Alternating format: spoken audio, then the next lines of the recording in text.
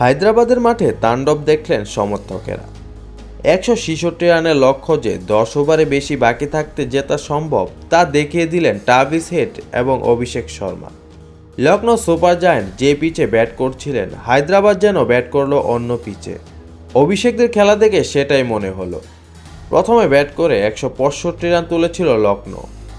Innings শেষে আয়ুষ বাদুনি বলেছিলেন এই পিচে লড়াই করার জন্য যথেষ্ট রান তুলেছে তার দল, কিন্তু বাদুনিকে ভুল প্রমাণ করে দিলেন অভিষেকরা।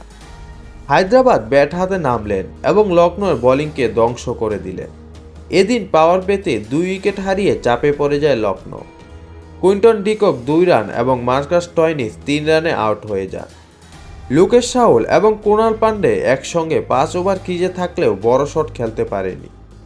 রাহুল 33 বলে 29 রান করেন এবং পান্ডে করেন 21 বলে 24 রান।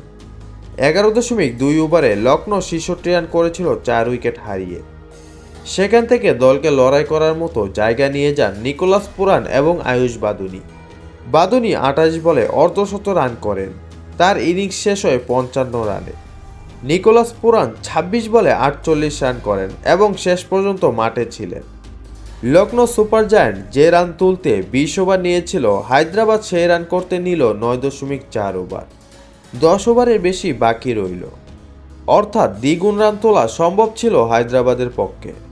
ট্রাভিস হেড 16 বলে অর্ধশত রান করেন এবং অভিষেকও এদিন 19 বলে অর্ধশত রান তুলে নেন। রীতিমতো লখনৌ বোলারদের উপর বিধ্বংসী ব্যাটিং করলেন ট্রাভিস হেড এবং অভিষেক শর্মা।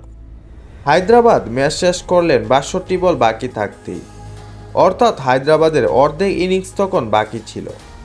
এত তাড়াতাড়ি যে ম্যাচ শেষ হওয়া সম্ভব তা ভাবতেই পারেননি গ্যালারিতে থাকা দর্শক।